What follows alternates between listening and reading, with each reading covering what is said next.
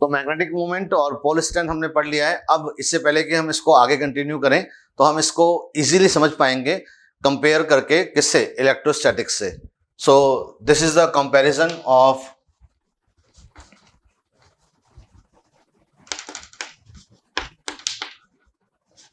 Electrostatics and magnetism.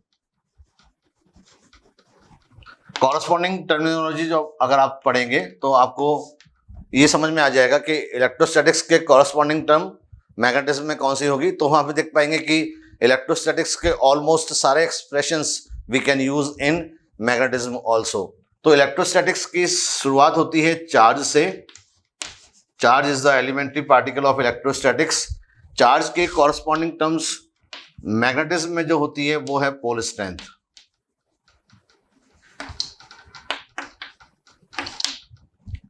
इसका मतलब electrostatics में जो रोल चार्ज का होता है, मैग्नेटोस्टैटिक्स में या मैग्नेटिज्म में वही रोल कौन प्ले करता है, pole strength. And as we know that charge is positive and negative, similarly pole strength can also be positive and negative. इसका मतलब इलेक्ट्रोस्टैटिक्स में जहां जहां पर आप चार्ज रखते थे, चार्ज की जगह आप चाहो तो मैग्नेटोस्टैटिक्स में या मैग्नेटिज्म में क्या रख पाएंगे हम, पोल स्ट्रेंथ। तो इससे क्या बात क्लियर हो जाएगी, इससे ये बात क्लियर हो जाएगी कि we can use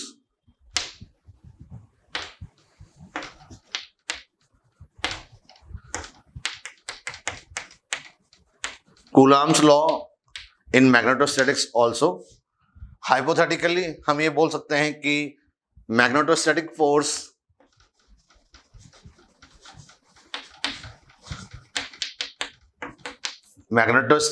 force between two poles, अगर टू पोल्स होंगे यहां पर M1 और M2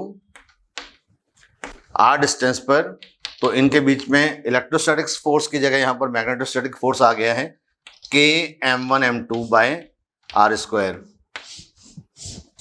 बेसिक डिफरेंस आपको पता ही है। आप इसमें K जब रखते हो तो वो कूलम्ब्स कांस्टेंट होता है जिसकी वैल्यू 1/4 पाई एप्सिलॉन नॉट होती है SI यूनिट में, 9 × 10⁹ सिमिलरली यहां पर जो K आएगा बायो सावर्ट कांस्टेंट होता है जिसे हम बोलते हैं μ0/4 पाई, और इसकी वैल्यू होती है SI यूनिट में 10⁻⁻7।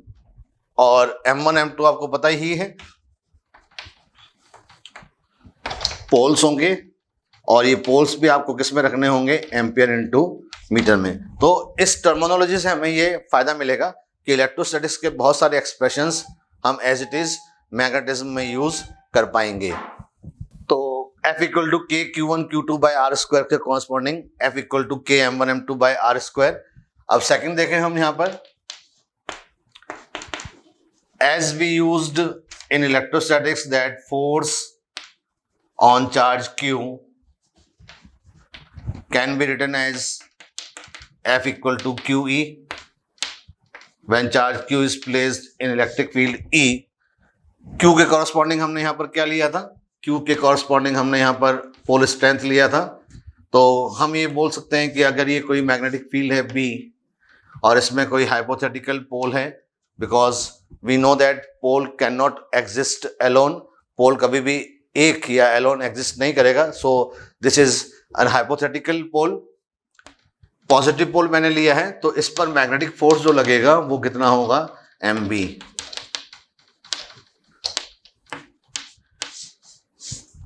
पॉजिटिव पोल नॉर्थ पोल होता है और नेगेटिव पोल साउथ पोल होता है। तो we can say that force on north pole is along the magnetic field and force on south pole is just opposite to the magnetic field।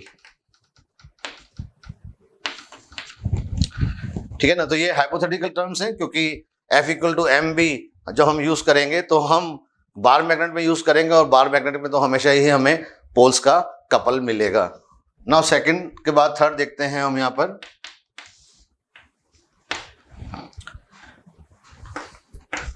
Electric field जो होता है, electric field due to point charge is given by KQ by R square.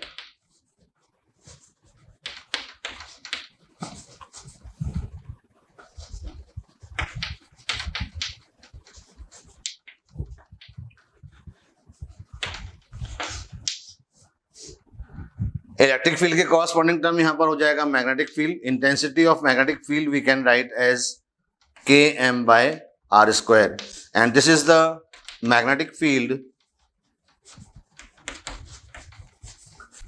produced by an isolated magnetic pole। But एक बार मैं आपको जो बोल रहा हूं बार बार, तो आप ध्यान में रखिएगा कि आइसोलेटेड पोल नाम की जो चीज होती है पूरी तरह से हाइपोथेटिकल है। आइसोलेटेड चार्ज जो होता है, आइसोलेटेड पॉइंट चार्ज या isolated charge can exist, but isolated magnetic pole can never exist. तो 3 टर्म्स के बाद में अब आते हैं हम 4th टर्म पर। और जैसे कि हम कंपैरिजन पढ़ रहे हैं, कई बार न्यूमेरिकल्स ऐसे आते हैं जिनमें आपको ये कंपैरिजन यूज करना पड़ेगा। आप V = KQ/R पोटेंशियल यूज करते हो। हालांकि मैग्नेटिक पोटेंशियल डिफाइन नहीं होता है, but hypothetical magnetic potential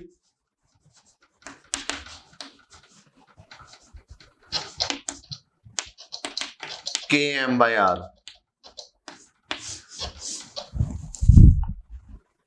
magnetic potential is also hypothetical.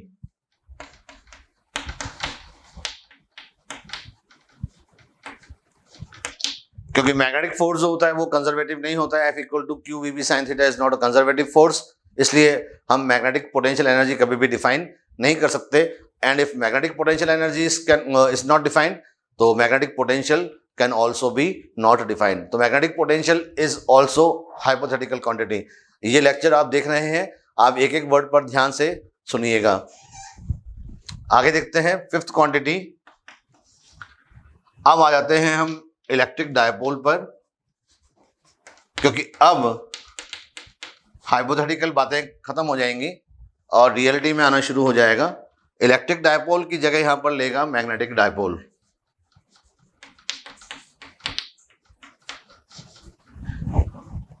Electric dipole is the couple of two charges -q and +q placed at very small distance d. Similarly, magnetic dipole is a system of 2 poles, south pole and north pole, separated by distance l. और ये reality है, क्योंकि reality में magnetic dipole तो exist करता ही है, जिसे हम 12 मैग्नेट में पढ़ रहे हैं। तो इलेक्ट्रिक डायपोल के जितने भी एक्सप्रेशंस हैं we can use directly as magnetic dipole. तो सबसे पहली बात इसमें होती है डायपोल मूवमेंट। और आपने इलेक्ट्रोस्टैटिक्स में डायपोल मूवमेंट याद किया था Q × D। डायपोल मूवमेंट के कॉरस्पॉन्डिंग इसमें आपने पढ़ा है मैग्नेटिक मूवमेंट। इसको मैग्नेटिक डायपोल मूवमेंट भी कहा जाता है। एंड मैग्नेटिक मूवमेंट आप इसके कॉरस्पॉन्डिंग क्या लिखोगे? Q की जगह M और D की जगह L। ये वेक्टर क्वांटिटी होती है। And vector P is along -q to +q। तो यहां पर vector M is along -m यानी कि साउथ टू +m, मतलब कि नॉर्थ। यानी मैग्नेटिक मोमेंट की direction inside the magnet south से नॉर्थ की तरफ होगी। जिस तरह से यहाँ पे डायरेक्शन -q से +q होती है। तो जिस तरह से q की जगह हमें एक m टर्म मिली थी इलेक्ट्रोस्टैटिक्स में और मैग्नेट में, अब यहाँ पर हमें एक और कॉरस्पॉन्डिंग टर्म मिल गई है कि इलेक्ट्रोस्टैटिक्स में जहाँ पर डायपोल मूवमेंट यूज होता था उसके कॉरस्पॉन्डिंग मैग्नेट में अब मैग्नेटिक मूवमेंट यूज में आएगा। सो पोल स्ट्रेंथ और चार्ज एक दूसरे के कॉरस्पॉन्डिंग, और इलेक्ट्रिक डायपोल मूवमेंट और मैग्नेटिक डायपोल मूवमेंट। अब आगे आ जाते हैं हम और बात करते हैं torque on electric dipole. Electric dipole इसलिए इंपॉर्टेंट है क्योंकि मैग्नेट में तो आपको डायपोल ही मिलेगा। So we know that when a dipole is placed in electric field E at angle theta, तो -q और +q इलेक्ट्रिक फील्ड और डायपोल मूवमेंट में यहां पर एंगल थीटा बनेगा। तो इस पर एक टॉर्क लगता है और वो टॉर्क होता है PE sin थीटा। ऐसा हम इलेक्ट्रोस्टैटिक्स में पढ़ चुके हैं, P क्रॉस E। तो मैग्नेट में अब आपको ये पता लगना लगा होगा कि बहुत सारी कॉरस्पॉन्डिंग टर्म्स से हम इजीली इन एक्सप्रेशंस को याद कर सकते हैं। So if a bar magnet is placed in magnetic field B such that angle between magnetic moment and magnetic field is theta,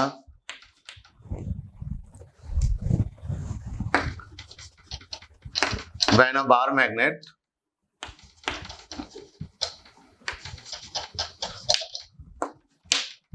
is placed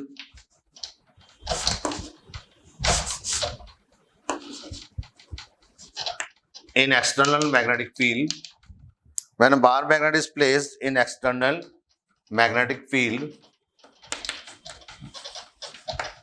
at angle theta, magnetic torque mb sin theta acts on the bar magnet, or we can write tau equal to m cross b।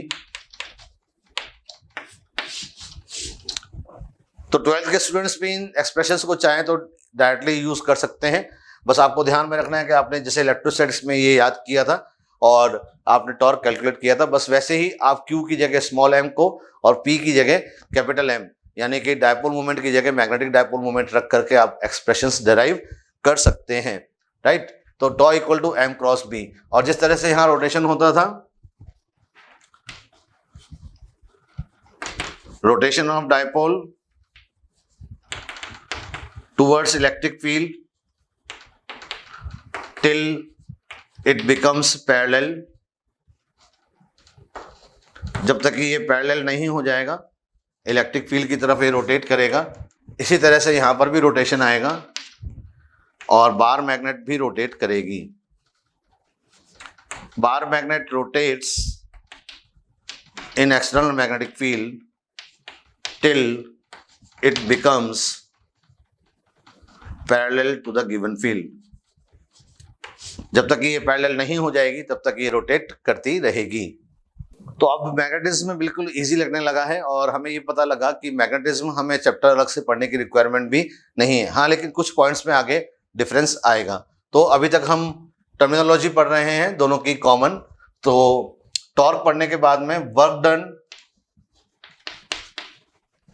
Done to rotate the electric dipole को rotate करने में जो work done आया था,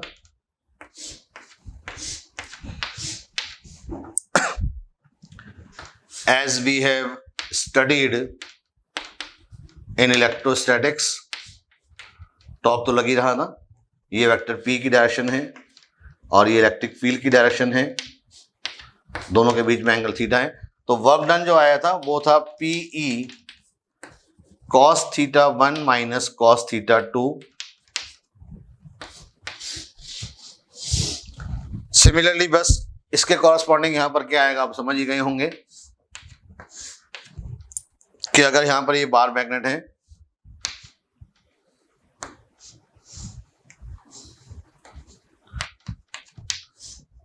south से north इसका magnetic moment है, तो हमें ये पता है कि work done to rotate the bar magnet को रोटेट करने में जो हमें यहां पर वर्क की रिक्वायरमेंट होगी, that work can be given by mb cos theta 1 minus cos theta 2। और one most important thing you should remember that theta 1 is the initial angle and theta 2 is the final angle, initial minus final. और जैसा कि हमने magnetic effects of current में पढ़ा था कि यहां पर तो ये वर्क कौन करता है, electric field, because we know that electric field is capable to do some work, but यहां पर ये वर्क मैग्नेटिक फील्ड नहीं करता। ये वर्क कौन करेगा, this work is done by the source which producing the magnetic field. जो इस मैग्नेटिक फील्ड को प्रोड्यूस कर रहा होगा वो सोर्स यहां पर ये वर्क करेगा, मैग्नेटिक फील्ड ये वर्क नहीं करेगा। और इसके आगे आ जाते हैं हम, पोटेंशियल एनर्जी हमने पढ़ा था यहां पर,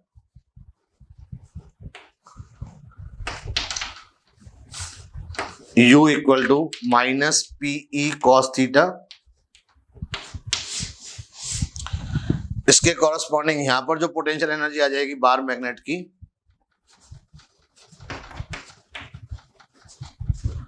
U वो हो जाएगी माइनस MB कॉस थीटा। तो ये जो टर्मिनोलॉजी है, common terminology between electrostatics and magnetostatics, ये आपको यहाँ पर याद करनी होगी। और अब हम देखेंगे कि बहुत आगे हम बढ़ चुके हैं।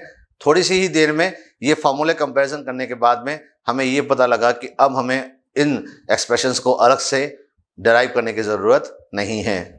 तो अब हम आते हैं इसके सबसे इंपॉर्टेंट पार्ट पर, magnetic field due to bar magnet. तो इसको भी अगर हम इलेक्ट्रोस्टैटिक्स से कंपेयर करेंगे तो आप देखेंगे कि आपको फॉर्मूले बहुत इजीली याद हो जाएंगे। तो जैसे हमने इलेक्ट्रोस्टैटिक्स में पढ़ा था, electric field due to dipole, तो मैं यहां पर आपको एक डिराइव करके दिखा देता हूं कंपैरिजन में, तो फिर अब आपको समझ में आ जाएगा कि अब आप मैग्नेट के लिए कैसे अलग से डिराइव कर सकते हैं। ठीक है ना। तो पहले हम एक सेकंड इलेक्ट्रो को देखते हैं यहां पर।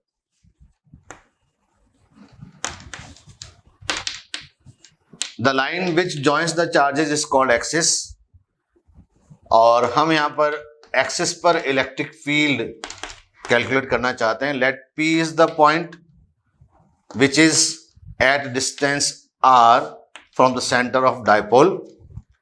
चार्जेस के बीच में डिस्टेंस हमने d लिया था, तो ये डिस्टेंस यहां पर d/2, और ये डिस्टेंस भी यहां पर हमने d/2 ले लिया है। आप चाहें तो डिस्टेंस 2d ले लें, तो ये हाफ डिस्टेंस d और d हो जाएगा। एनीवेज, अब इस पॉइंट पर there will be two electric fields. Due to positive charge electric field is away from it, and due to negative charge electric field is towards the charge.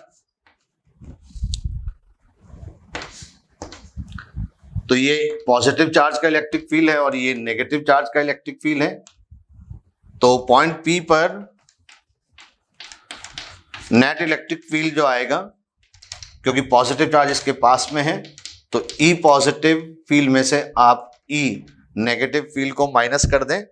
KQ/R² field होता है, तो ये बन जाएगा KQ, और यहां से यहां तक का distance R minus d/2 whole square minus R plus d/2 whole square, जैसा कि आप इलेक्ट्रोस्टैटिक्स में डेरिवेशन करते थे। क्योंकि माइनस Q से जो डिस्टेंस हो जाएगा वो कितना हो जाएगा, R प्लस d/2, और ये डिस्टेंस हो जाएगा R माइनस d/2। अब आप इसको सॉल्व करोगे तो ये इलेक्ट्रिक फील्ड जो आपको मिलेगा एक्सिस पर, ठीक है ना, इसको आप सॉल्व करोगे तब ये बन जाएगा KQ, और नीचे आ जाएगा R² minus d²/4 whole square. A minus B, A plus B क्या होता है, A² माइनस B², और आप इसमें R plus d/2 whole square में से R minus d/2 whole square minus करोगे आप, तो R² कैंसिल हो जाएगा, और आपको ऊपर जो मिलने वाला है, ठीक है ना, तो वो कितना मिलेगा, d²/4 भी कैंसिल हो जाएगा। यहां पर क्या बचेगा, RD, और वहां पर भी RD, तो यहां पर बचेगा 2RD। तो ये इलेक्ट्रिक फील्ड जो एक्सिस पर आएगा,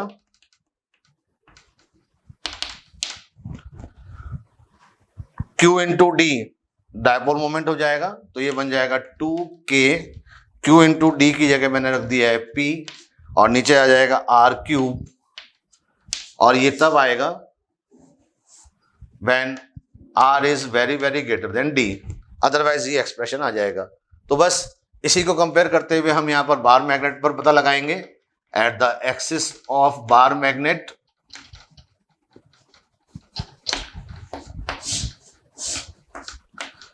ये साउथ पोल है और ये नॉर्थ पोल है। This is the point P whose distance from the center of bar magnet is R, और ये डिस्टेंस हो जाएगा L/2, ये डिस्टेंस भी हो जाएगा L/2। आप इसको कंपेयर करते हुए मैग्नेटिक फील्ड पता लगाएंगे, तो K Q की जगह आ जाएगा M, और यहाँ आएगा R minus L/2 whole square, r plus L/2 whole square. बिल्कुल इजी कंपैरिजन से हमने इसको कर लिया यहाँ पर। अब ये b बराबर, इसको आप सॉल्व करोगे तो km ऊपर आ जाएगा 2r/d आया था, तो यहाँ पर आ जाएगा 2rl r² minus L²/4 whole square.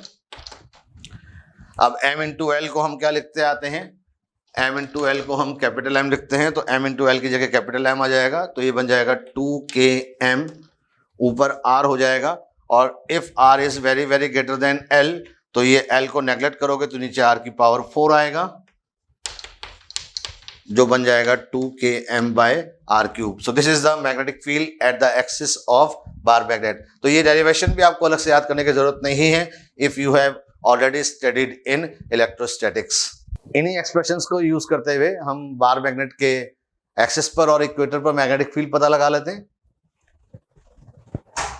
Magnetic field due to bar magnet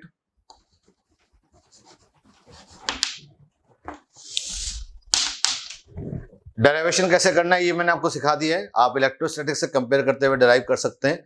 और मान लेते हैं कि ये एक मैग्नेटिक डायपोल यानी कि बार मैग्नेट है।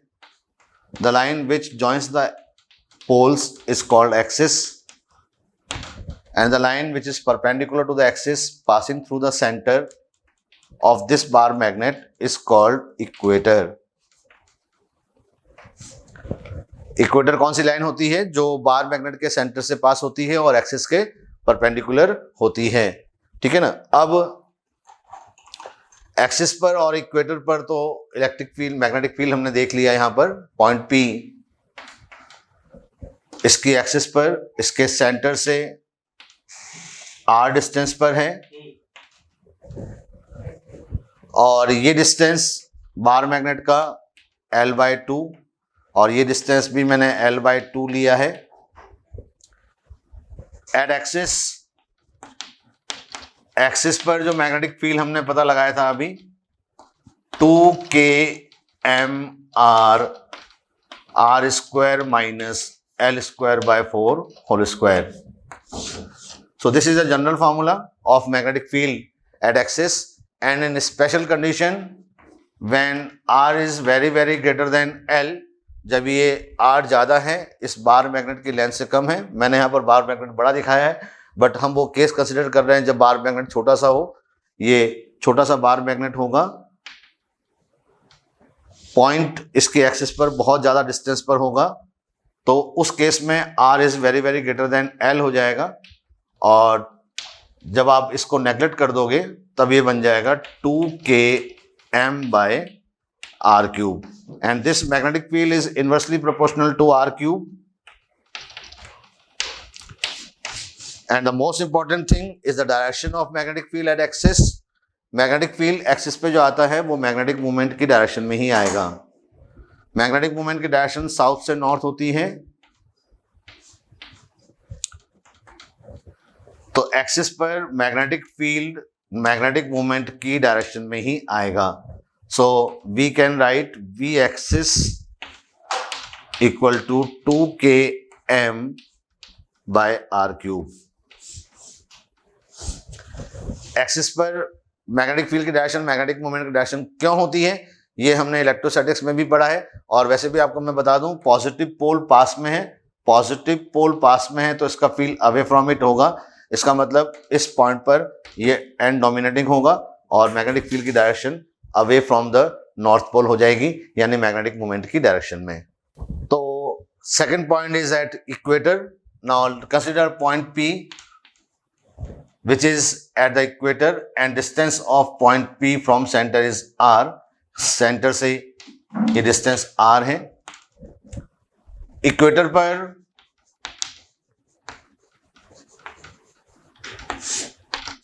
मैग्नेटिक फील्ड हम पता लगाएंगे, और इक्वेटर पर हमने पता लगाया था इलेक्ट्रिक डायपोल में भी। आप चाहें तो उस एक्सप्रेशन को भी यहां पर यूज कर सकते हैं। पॉइंट P पर there will be 2 electric field और 2 magnetic field. First magnetic field is due to north pole which is away from it, है ना, नॉर्थ पोल पॉजिटिव पोल है तो इसका मैग्नेटिक फील्ड तो हो जाएगा अवे फ्रॉम इट, और यहां पर ये साउथ पोल है, साउथ पोल का मैग्नेटिक फील्ड हो जाएगा टुवर्ड्स इट, क्योंकि साउथ पोल नेगेटिव पोल होता है। जिस तरह से पॉजिटिव और नेगेटिव चार्ज का इलेक्ट्रिक फील्ड होता है वैसे ही यहां पर मैग्नेटिक फील्ड है। और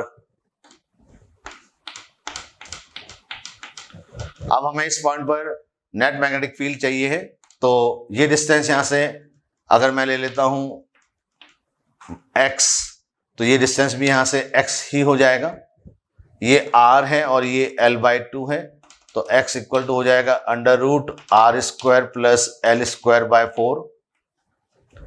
इस ट्राइंगल में ये डिस्टेंस यहां से लेके यहां तक L/2 है और ये r है, ठीक है ना। तो इक्वेटर पर there will be two magnetic field, there will be two magnetic fields, और इनका मैग्नेटिक फील्ड का जो मैग्नीट्यूड होगा B, वो कितना आ जाएगा, वो आ जाएगा km/x²। दोनों का मैग्नीट्यूड बराबर ही होगा क्योंकि पॉजिटिव और नेगेटिव पोल स्ट्रेंथ तो इक्वल है ही। तो ये मैग्नेटिक फील्ड B और ये मैग्नेटिक फील्ड भी यहां पर B हो गया है, ठीक है ना। तो अब आप ध्यान से देखें, अगर मैं इस एंगल को यहां पर थीटा कंसीडर करता हूं तो इस ट्रायंगल में आपको यहां पर ये जो दिख रहा है ये कितना एंगल हो जाएगा, 90 माइनस थीटा, 90 माइनस थीटा हो जाएगा, ठीक है ना। ये यहां पर कितना है 90, तो ये एंगल कितना है 90 माइनस थीटा, यानी इस लाइन और इस लाइन के बीच में एंगल, तो इस लाइन और इस लाइन के बीच में एंगल भी यहां पर 90 माइनस थीटा ही आएगा। अब आप इन दोनों मैग्नेटिक फील्ड को टू कंपोनेंट्स में रिजॉल्व करेंगे, और जब हम इन टू मैग्नेटिक फील्ड्स को कंपोनेंट्स में रिजॉल्व करते हैं, इस B को और इस B को, तो इनका ये कंपोनेंट इधर की तरफ ऐड हो जाएगा और ये कंपोनेंट दोनों कैंसिल आउट हो जाएंगे। तो कौन सा कंपोनेंट ऐड हो जाएगा, B cos 90 minus theta, B cos 90 minus theta. इसका मतलब नेट मैग्नेटिक फील्ड जो आएगा पॉइंट P पर,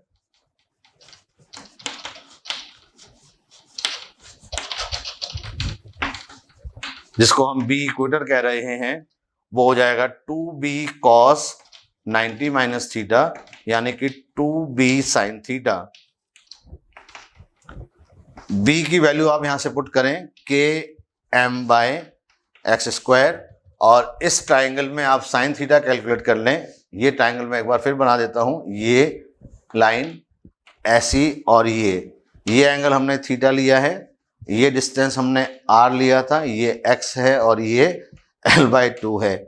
इस ट्राइंगल में आप साइन थीटा कैलकुलेट करोगे तो साइन थीटा की जो वैल्यू आएगी यहाँ पर वो आ जाएगी परपेंडिकुलर बाय हाइपोटेनियस। परपेंडिकुलर कितना है यहाँ पर L/2, हाइपोटेनियस x, तो यहाँ पर आ जाएगा L/2x, 2 से 2 कैंसिल हो जाएगा, m इंटू एल यहाँ पर मैग्नेटिक मोमेंट बन जाएगा, तभी इक्वेटर पर मैग्नेटिक फील्ड जो आएगा KML, इसकी जगह बन जाएगा KM,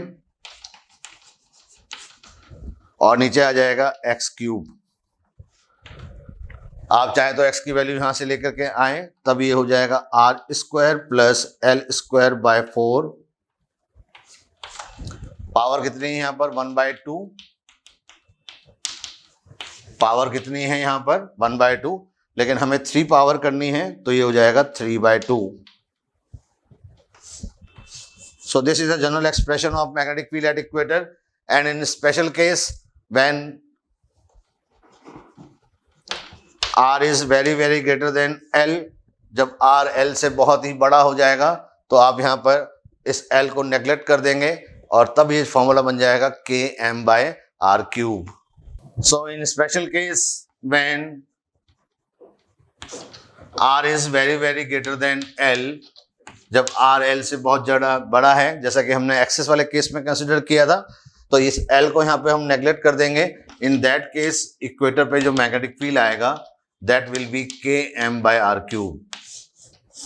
This magnetic field is also inversely proportional to r cube and we can see that equator पे जो मैग्नेटिक फील्ड आ रहा है that is half of the magnetic field at axis. Axis के मैग्नेटिक फील्ड का क्या आएगा? Half. किसमें? Magnitude में. और डायरेक्शन में ठीक अपोजिट आ रहा है. ये आप देख ही रहे हैं क्योंकि इक्वेटर पर नेट मैग्नेटिक फील्ड इस डायरेक्शन में आया है. ये इक्वेटर का फील्ड है और ये एक्सिस का फील्ड था. इसका मतलब एक्सिस और इक्वेटर के फील्ड डायरेक्शन में एक दूसरे के ठीक अपोजिट होते हैं. तो बी इक्वेटर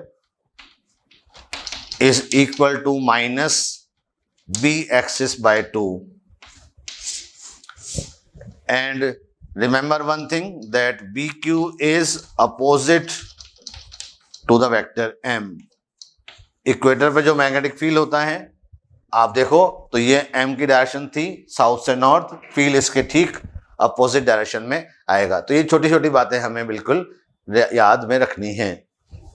सो इक्वेटर और एक्सिस पर मैग्नेटिक फील्ड के बाद में सेकंड और लास्ट इंपॉर्टेंट केस हम देखते हैं यहां पर, और वो है magnetic field at the point R theta. R theta का मतलब ऐसा कोई पॉइंट जो जनरल है. आर और थीटा देखने के बाद में हमें ये पता लग जाएगा कि उस पार्टिकल की एग्जैक्ट पोजीशन क्या है. R theta are the polar coordinates. ये पोलर कोऑर्डिनेट्स होते हैं. सेंटर इस डायपोल का ये है पॉइंट O और यहां से ये पॉइंट है P जिसकी डिस्टेंस है R और एंगल है थीटा. तो आर थीटा इसके पोलर कोऑर्डिनेट्स कहलाएंगे. अगर ये थीटा 0 हो जाएगा, यहां पे ध्यान से देखिए आप, अगर ये थीटा 0 हो जाएगा तो पॉइंट P एक्सिस पे आ जाएगा. और अगर ये थीटा 90 डिग्री हो जाएगा तो ये कहां पर चला जाएगा? इक्वेटर पर. सो पॉइंट P अभी इक्वेटर और एक्सिस के बीच में कहीं पर है. राइट. तो अब इस पर हमें मैग्नेटिक फील्ड पता लगाना है तो उसको मैं आपको सिखा देता हूं क्योंकि ये 12th लेवल में तो है नहीं और आपको इसका डेरिवेशन भी याद करने की जरूरत नहीं है. आप सीख लें कि आप कैसे कैलकुलेट करेंगे. सेंटर से पॉइंट P की तरफ जो लाइन दिख रही है आपको यहाँ पर, वो लाइन जो O को P से मिला रही है, आप इस लाइन को आगे की तरफ एक्सटेंड कर दें.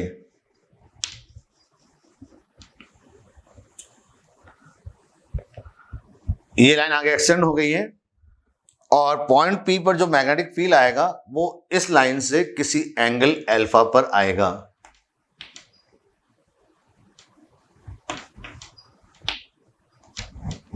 किस पर आएगा?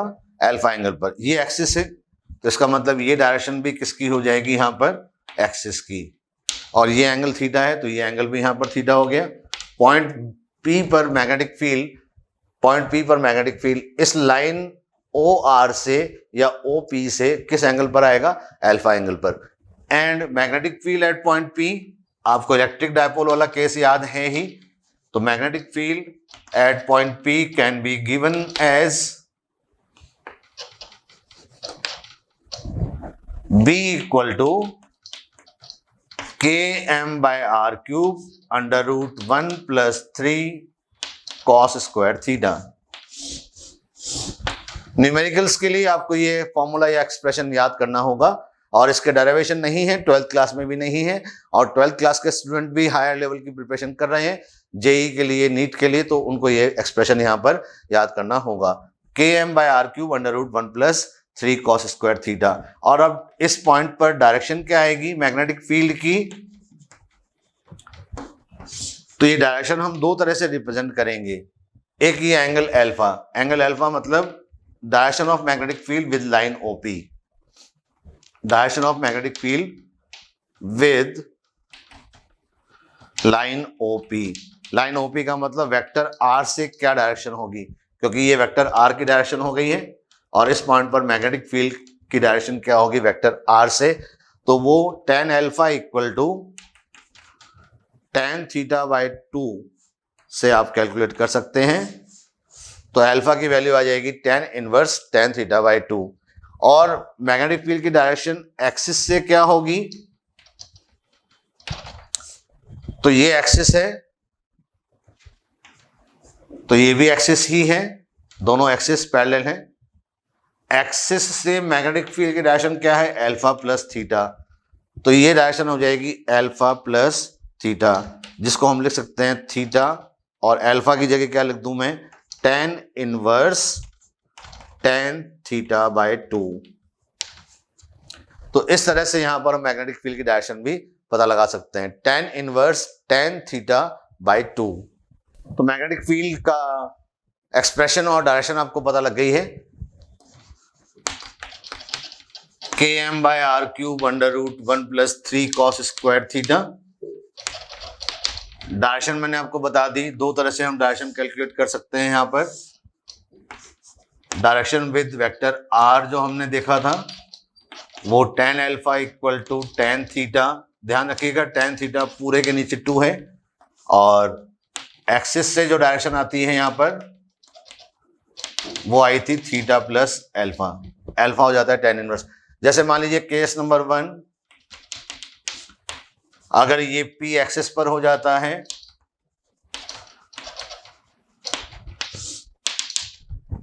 जब ये पॉइंट p एक्सिस पर हो जाएगा, यानी ये पॉइंट p यहां पर गिर करके इस पॉइंट पर आ जाएगा, तो थीटा की वैल्यू यहां पर कितनी हो जाएगी, 0 degree.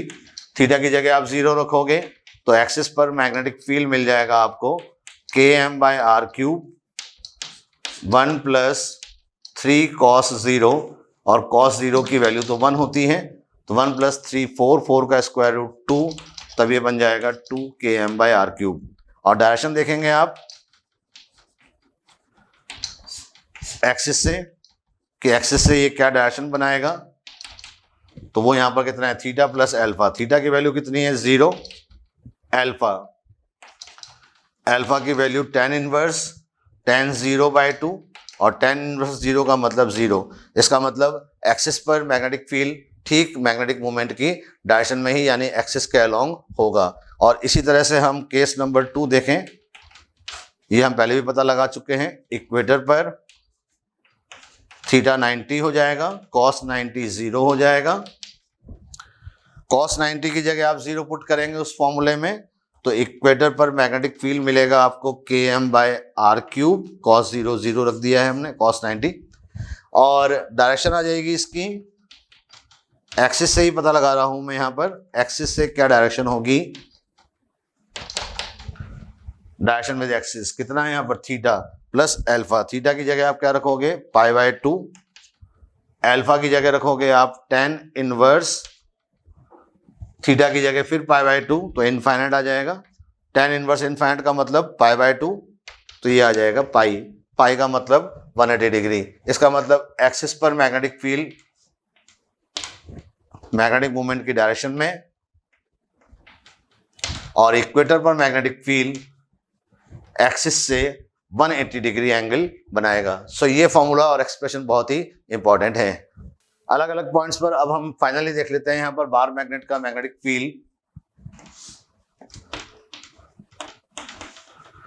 South pole, north pole, और ये साउथ से नॉर्थ मैग्नेटिक मूवमेंट की डायरेक्शन है। ये इसका इक्वेटर है। मैग्नेटिक फील्ड की डायरेक्शन आप ध्यान से देखें, एक्सिस पर मैग्नेटिक फील्ड इस डायरेक्शन में आएगा, इक्वेटर पर मैग्नेटिक फील्ड की डायरेक्शन ये हो जाएगी। इसका मतलब एक्सिस से इक्वेटर पे आते आते मैग्नेटिक फील्ड 180 डिग्री रोटेट कर जाएगा। तो इसका मतलब ये हुआ कि इनके बीच में कहीं ना कहीं एक ऐसी पोजीशन में आएगी जहां पर मैग्नेटिक फील्ड इस एक्सिस के परपेंडिकुलर होगा। इन दोनों के बीच में जो फील्ड आएगा वो इसको और इसको आप मिलाएं तो इस डायरेक्शन में कहीं आएगा। इन दोनों को आप मिलाएंगे तो ही डायरेक्शन हो जाएगी। यानी मैग्नेटिक फील्ड इस तरह से अपनी डायरेक्शन वेरी करेगा, और जब आप इस पॉइंट पर पहुंचेंगे यहां पर, तो ये मैग्नेटिक फील्ड फिर वेक्टर एम की डायरेक्शन में हो जाएगा। इसका मतलब इनके बीच में फिर वो पॉइंट आएगा जहां मैग्नेटिक फील्ड एक्सिस के परपेंडिकुलर रहेगा। अब ये दोनों को मिलाएंगे आप तो मैग्नेटिक फील्ड की डायरेक्शन ये आएगी। इन दोनों को मिलाएंगे आप, ये और ये, तो मैग्नेटिक फील्ड की डायरेक्शन ये आएगी। तो इस तरह से ये मैग्नेटिक फील्ड अपनी डायरेक्शन वेरी करेगा। और बहुत इंपॉर्टेंट बात आपको ये समझ में आ गई है अब कि क्यों सॉरी मैग्नेटिक लाइन जब हम बनाते हैं तो ये मैग्नेटिक लाइन इस तरह से बनेगी यहां पर,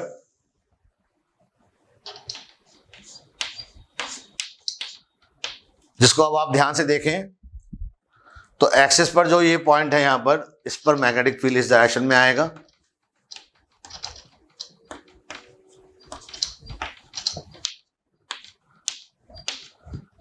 और इक्वेटर पर जो मैग्नेटिक फील्ड आ रहा है वो ठीक एक्सिस के अपोजिट डायरेक्शन में आएगा। यहां पर कोई एक पॉइंट होगा जहां पर ये मैग्नेटिक फील्ड इसके परपेंडिकुलर होगा, इस तरह से ये मैग्नेटिक फील्ड बन पाएगा।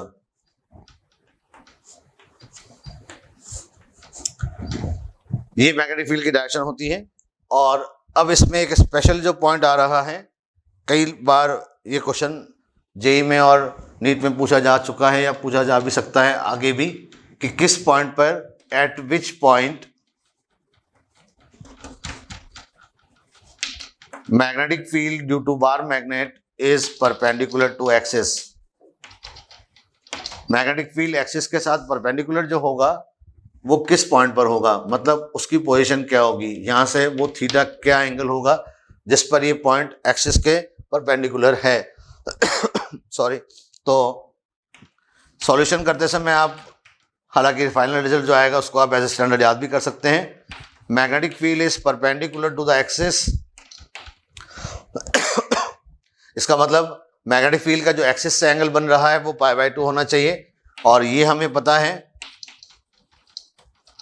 कि मैग्नेटिक फील्ड एक्सिस से किस एंगल पर होता है, वो मैंने आपको बताया था, theta plus tan inverse tan θ/2। क्योंकि ये एंगल 90 डिग्री है तो फिर आप लिखोगे theta plus tan inverse tan θ/2 की वैल्यू आपको कितनी मिलनी चाहिए, 90 डिग्री, क्योंकि ये परपेंडिकुलर है। ये इधर जाकर के π/2 माइनस थीटा हो जाएगा, π/2 माइनस थीटा हो जाएगा, तो फिर ये इक्वेशन बन जाएगी tan inverse tan θ/2 equal to π/2 minus theta. अब आप इस tan को यहां पर लेके जाएंगे तब ये tan π/2 माइनस थीटा बन जाएगा, tan π/2 माइनस थीटा बन जाएगा यहां पर। तो अब इस इक्वेशन को देखें आप, तो ये होगा tan θ/2 लेफ्ट हैंड साइड में बचा है, और ये जाकर के tan π/2 माइनस थीटा हो गया, जो बन गया cot थीटा। cot थीटा कितना होता है, 1/tan थीटा। 1/tan थीटा करोगे तो ये tan स्क्वायर थीटा हो जाएगा, जिसकी वैल्यू आएगी 2। तो थीटा बराबर आ जाएगा यहां पर tan इनवर्स √2, यानी ये वो एंगल है tan इनवर्स √2। tan इनवर्स √2 पर जो पॉइंट होगा, इस पॉइंट पर मैग्नेटिक फील्ड एक्सिस के हमेशा परपेंडिकुलर होगा।